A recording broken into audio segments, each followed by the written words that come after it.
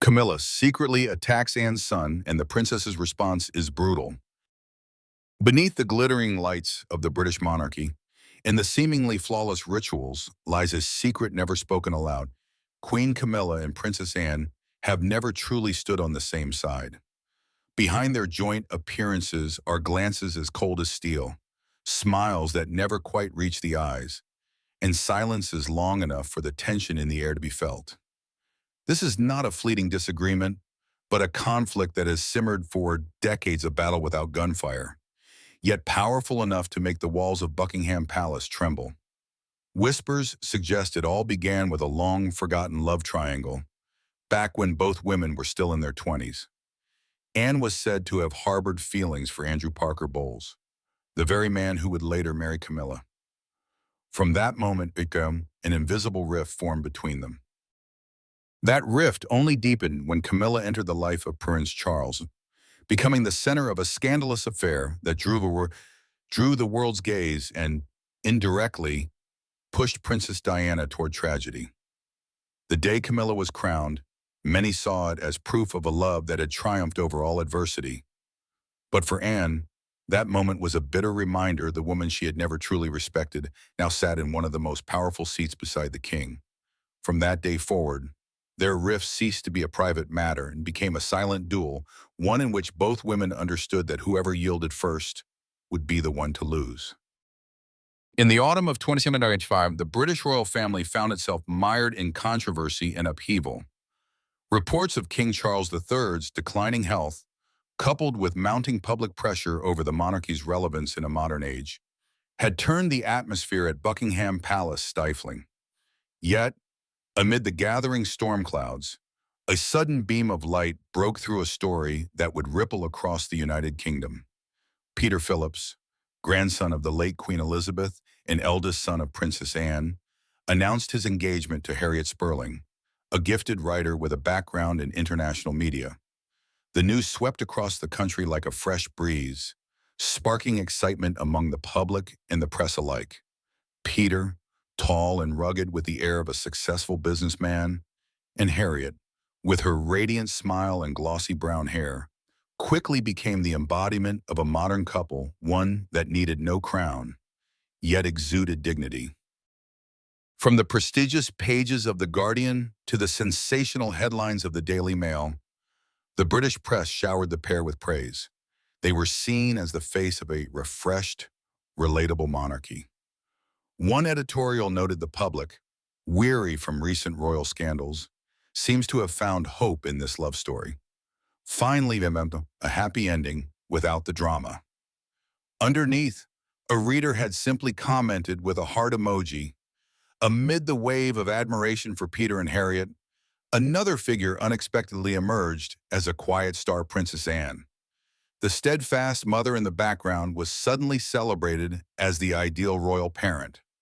At 70, Anne, with her no-nonsense style, practicality, and lack of pretension, had long been the monarchy's silent anchor. She carried out hundreds of engagements every year, from equestrian events to rural support initiatives, never seeking the spotlight. But now the media was beginning to ask bigger questions.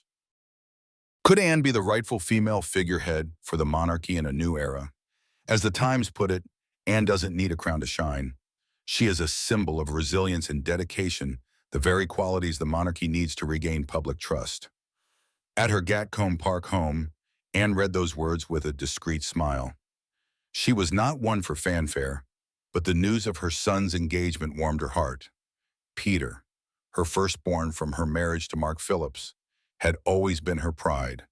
She remembered the days when he was a boy, when she taught him to ride and to face life without relying on a royal title. "I'm proud of you," she whispered, embracing him after the announcement. Her joy, however, was tempered by a flicker of apprehension. She knew royal life was never free from unwelcome surprises, and not everyone shared in her happiness. At Clarence House, Queen Camilla sat in her private study, holding a copy of the Telegraph with a pensive expression. The bold headline about Anne irked her. Camilla, who had spent decades transforming her image from a vilified figure into an accepted queen, could not bear the thought of being overshadowed. Her lips tightened, her fingers tapped on the oak desk covered in articles praising Anne. The public's affection for Anne was not a passing whim. It was a direct challenge to the carefully constructed image of the queen consort. King Charles, her husband, was growing increasingly frail. His health problems had forced him to scale back public appearances, and whispers within palace corridors suggested he was considering asking his sister to represent the monarchy at major upcoming events such as the VE Day commemorations or international occasions. With her robust health and untarnished reputation, Anne seemed the obvious choice. Camilla felt a slow, simmering anger rise within her. "Why, Anne?" she murmured under her breath. What stung most was that Anne was not a youthful, glamorous figure like Kate Middleton, but a woman of the same generation, a rival Camilla had never imagined could threaten her. She rose from her chair, walking slowly to the window, gazing out at Buckingham's gardens turning to autumn. Golden leaves scattered on the ground seemed to mirror her unsettled mood.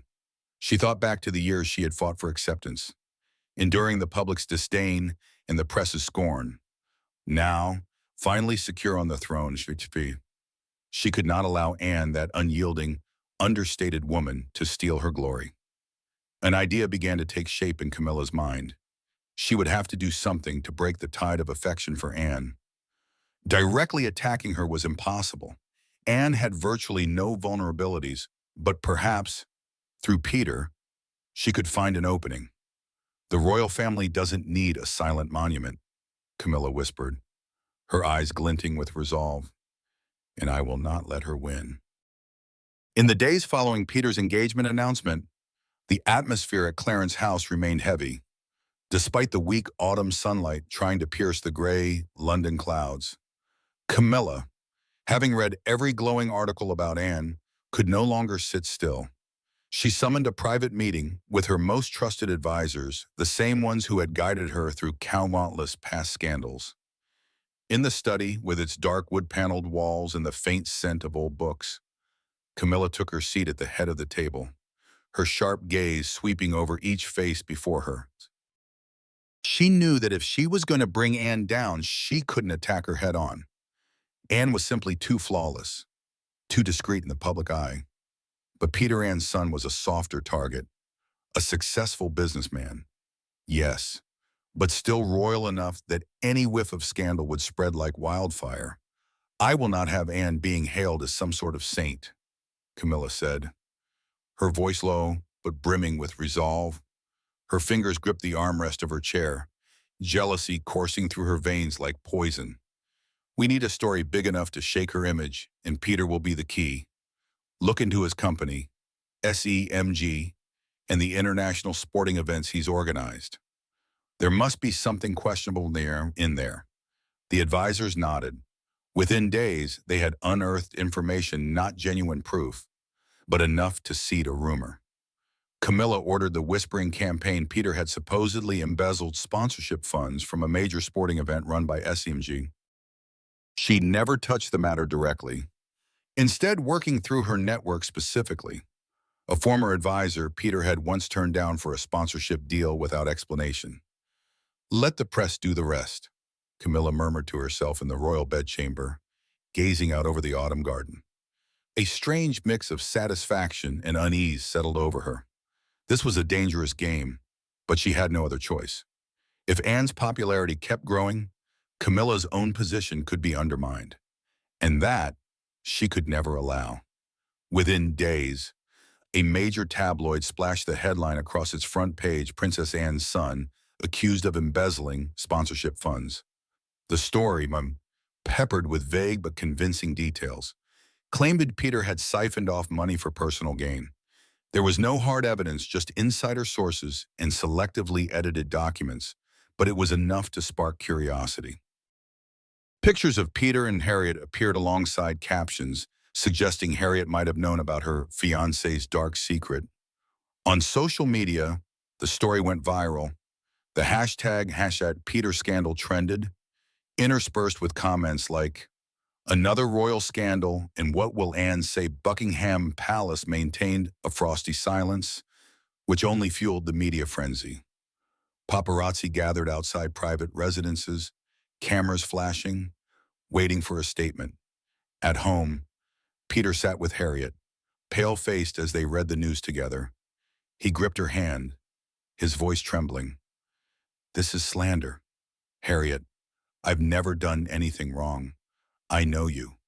"Peter," she said, her voice firm though her eyes betrayed worry. "We'll get through this." Still, Peter felt a volatile mix of anger and fear rising in his chest. In the royal world, scandal could destroy you even if you were innocent. Meanwhile, at Clarence's house, Camilla watched the news on television with a faint, private smile. Power seemed to return to her like blood to a chilled limb. Yet deep down, a thin thread of anxiety pulled at her. Could this plan backfire? She dismissed the thought this was necessary to protect her position. The secret war had truly begun, and no one could predict the fallout. The autumn wind carried golden leaves across the grounds of Gatcombe Park. But inside Princess Anne, a quiet fury was beginning to burn. The smear against Peter was everywhere, and she felt it like a slap across the face. It wasn't just her son's reputation under attack, it was as if the years she had spent teaching him about integrity and responsibility were being mocked. Anne tightened her grip on her phone and called Peter immediately.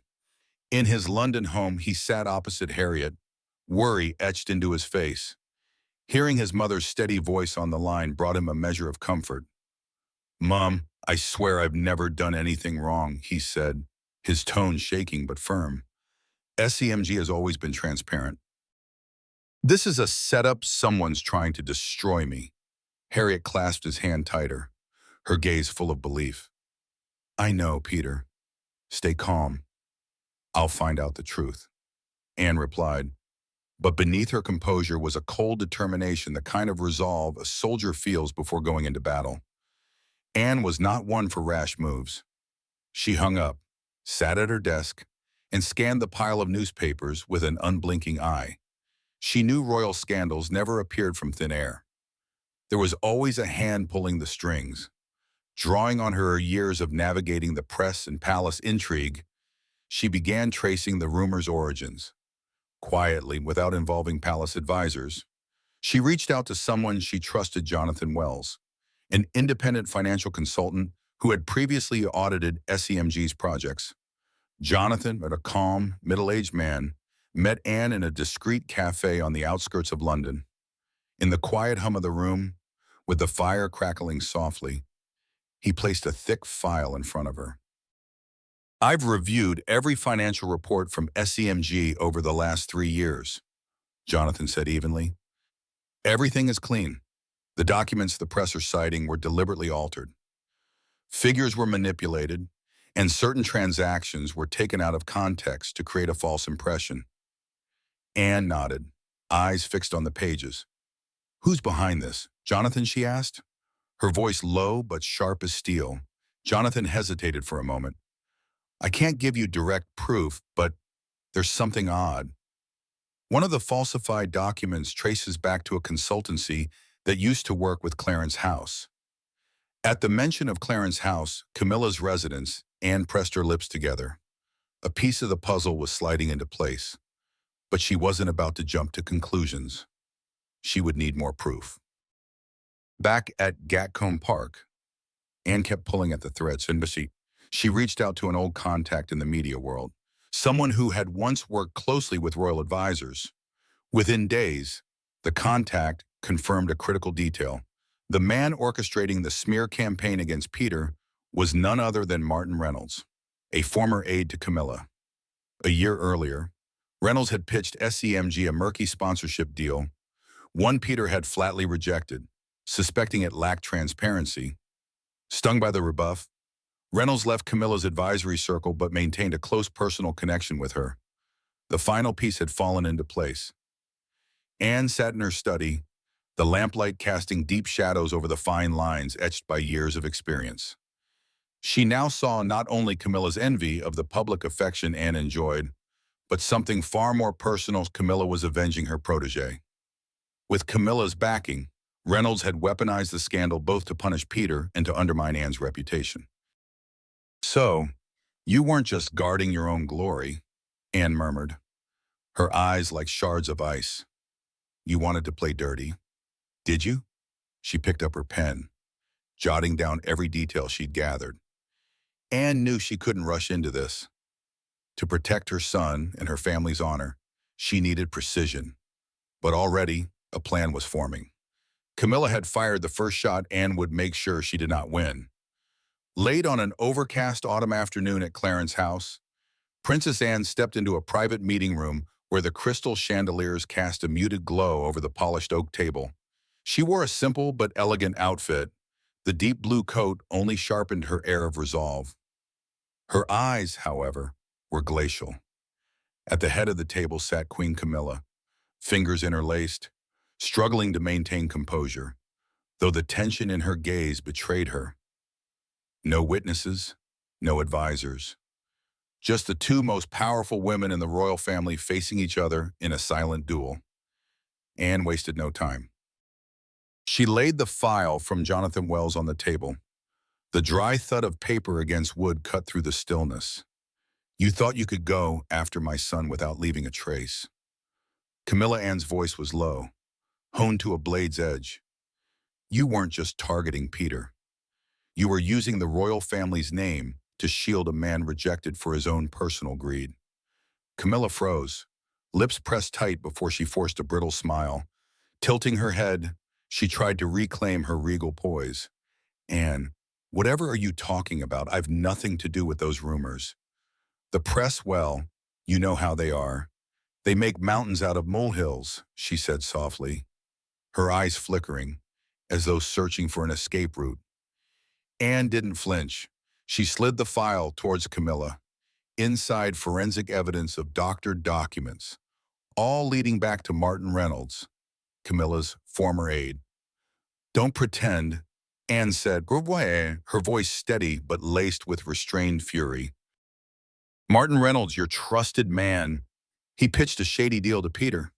Peter refused. Now, with your backing, he's striking back by blackening my son's name. Did you really think I wouldn't find out? Camilla's fingers clenched tighter? She hadn't expected Anne to move this quickly or this decisively. For a moment, she felt stripped bare under Anne's piercing gaze, not of a queen, but a woman cornered. But Camilla would not fold easily. Rising, she walked to the window, turning her back to mask her unease. You think I'll just stand by while you turn from a stiff old workhorse into some sort of national icon? Camilla's voice trembled with anger and envy. The royal family needs a face who can charm the public, not a silent monument casting a shadow over me. Her words were meant to wound, but Anne remained perfectly still. Charm, she repeated, with a note of scorn. Is that what you call slandering my son?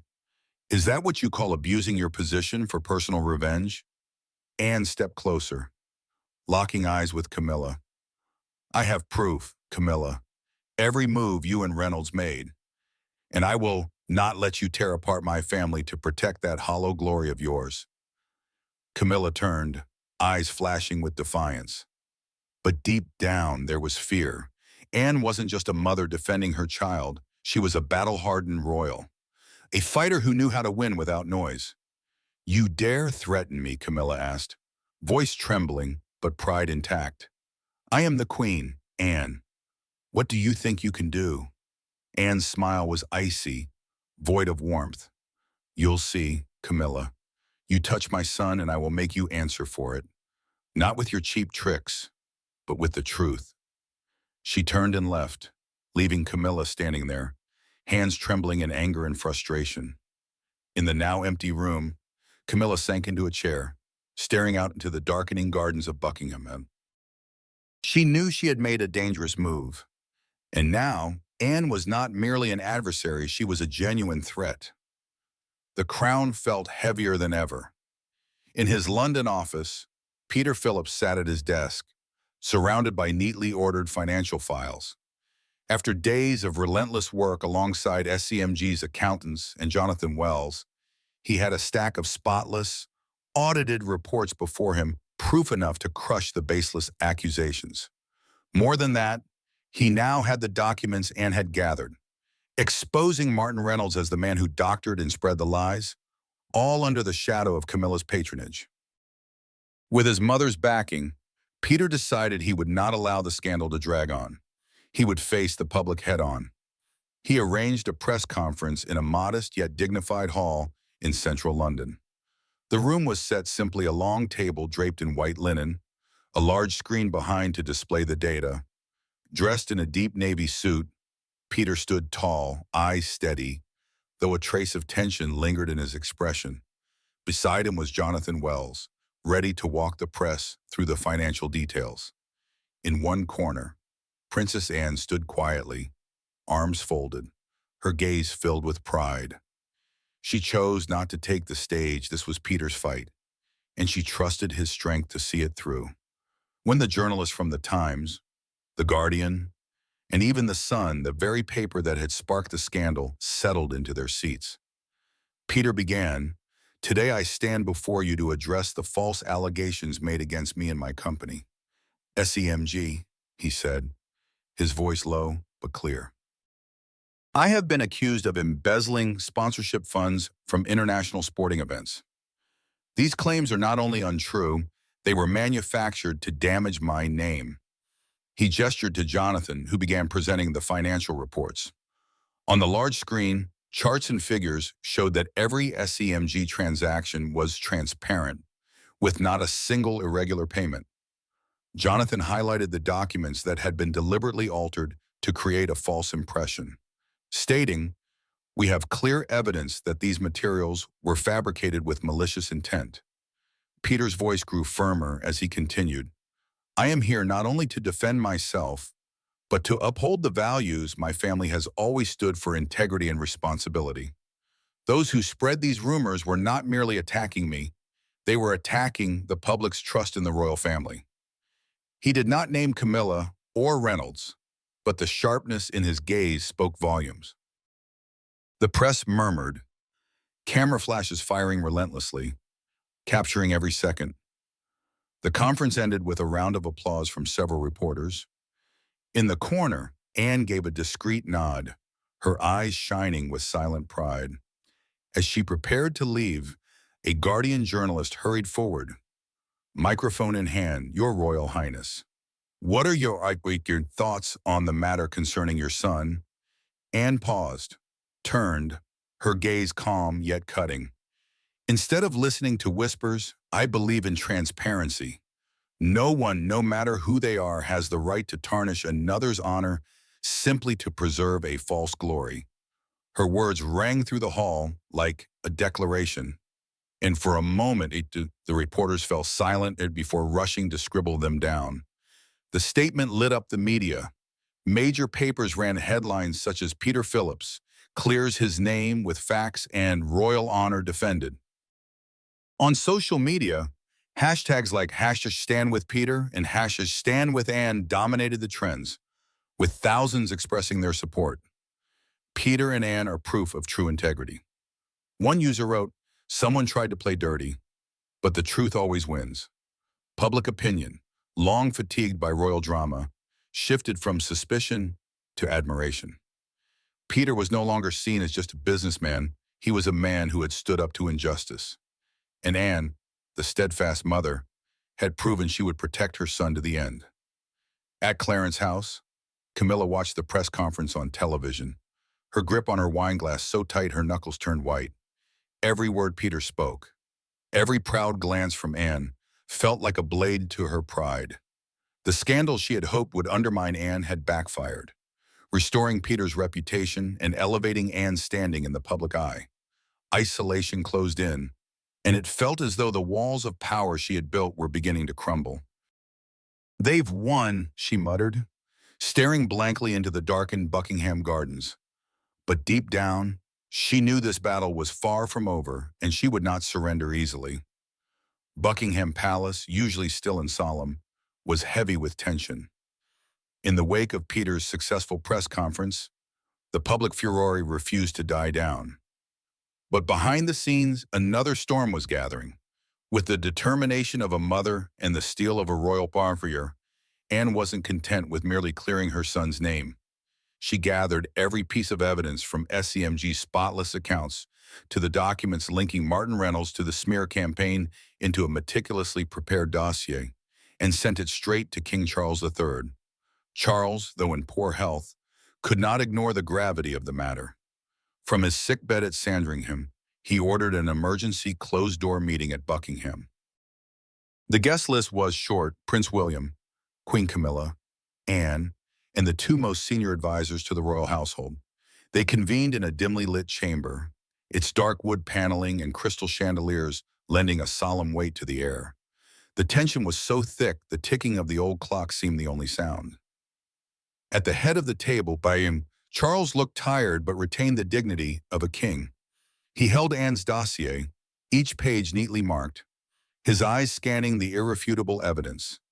His voice was weak but laced with authority. "It's clear enough. But this is not merely a private matter. It strikes at the public's trust in the royal family."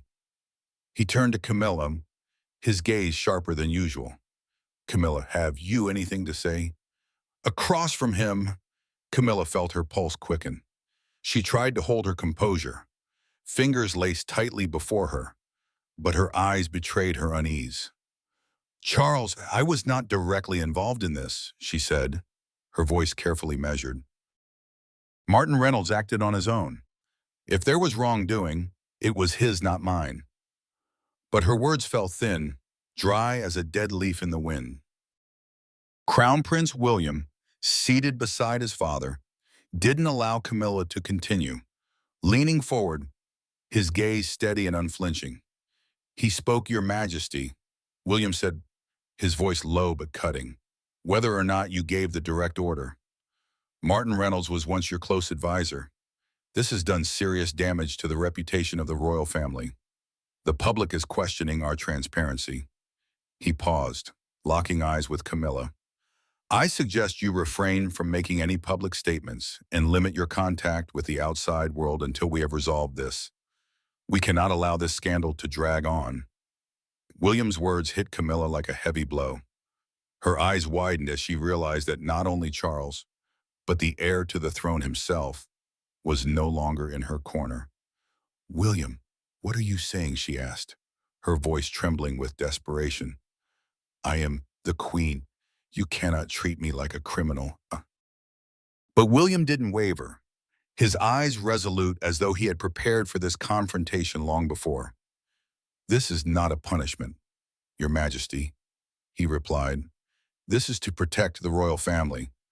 From her seat in the corner, Anne observed in silence, her gaze fixed on Camilla, a wordless challenge in her eyes. They held not just resilience, but pride. She had defended her son, and now she was watching Camilla face the consequences of her own scheming. Anne didn't need to speak. Her silence was more powerful than any speech. Camilla felt humiliation settle over her like heavy cloak. She looked to Charles, hoping for a flicker of support, but he only bowed his head and rubbed his temples in exhaustion. "Camilla, do as William says," Charles murmured, his tone low and weary. "We need time to manage this." Those words were the final blow. In that moment, Camilla, Queen of the United Kingdom, was reduced to a faint shadow within the very halls of power she once thought she commanded. When the meeting ended, Anne rose, leaving the room with her usual composure. As she passed Camilla, she paused just for a heartbeat. Their eyes met. In Anne's gaze, Camilla saw not only victory, but a warning she would never forgive anyone who dared to threaten her family. Camilla pressed her lips together and turned away, her heart heavy with bitterness. She still wore the crown, but for the first time it felt meaningless. In the quiet of her study at Clarence's house, the weak autumn light fell across Camilla's face. She sat motionless, hands resting on the oak desk. On top lay the Times, with a bold headline, "Princess Anne, the silent pillar of the royal family." The front page photograph showed Anne, simply dressed yet exuding quiet strength, standing beside Peter at a charity event. No crown, no flowery speeches, yet she had become a national emblem of integrity and resolve. Camilla's fingers trembled as they brushed the paper, as if tempted to tear it apart, but she didn't. Instead, she sat there, letting bitterness gnaw at the edges of her soul. The memory of the Buckingham meeting still haunted her. William's recommendation that she be silenced from public comment and have her communications monitored was like an invisible sentence. Camilla, Queen of the United Kingdom, was now restricted, sidelined within the very palace she once believed was her stage. Her husband no longer had the strength to defend her. The heir had chosen to stand with Anne's truth, rather than shield her. She felt utterly isolated. The crown on her head was now nothing more than a heavy, cold ornament. Deep in her heart, a quiet, seething hatred took root. She muttered, barely audible, "I will never forget this. You will all pay." But her venomous vow echoed only in the empty room. Meanwhile, at a charity event in Gloucestershire, Anne appeared alongside Peter, drawing every gaze in the room. The fundraiser, aimed at helping disadvantaged children, was an annual affair, but today, the press swarmed, cameras flashing, lenses trained on mother and son. Peter, composed in a navy suit, held Harriet's hand, his radiant smile scattering the last shadows of the recent scandal. Beside him, Anne stood in an elegant gray coat, her calm gaze radiating an unshakable strength. She didn't need long speeches or grand displays. Her very presence spoke for itself. Reporters pressed in, asking about the scandal and Peter's vindication. Anne only gave a faint smile and answered briefly, "Today we are here for the children, not for old stories." Her poise only deepened the crowd's admiration. Standing beside Dupin, Peter looked at her with gratitude. "Mum, I don't know what I would have done without you," he said as they left the event. The setting sun cast a warm golden glow over them both. Anne gently patted her son's shoulder. "I'll always be here, Peter," she said softly. "No one can harm you without answering to me." It was more than a mother's promise. It was a quiet declaration of war against anyone who dared challenge her family. As Anne and Peter departed to the respect of the public, Camilla sat in her darkening study, her expression shadowed. She still wore the crown, but now she was an isolated queen, forgotten within her own palace. Her grudge against Anne ran deep, but this time she knew she had lost a major battle. Anne, with her integrity and resilience, had not only shielded her son, but cemented her place as an irreplaceable pillar of the royal family.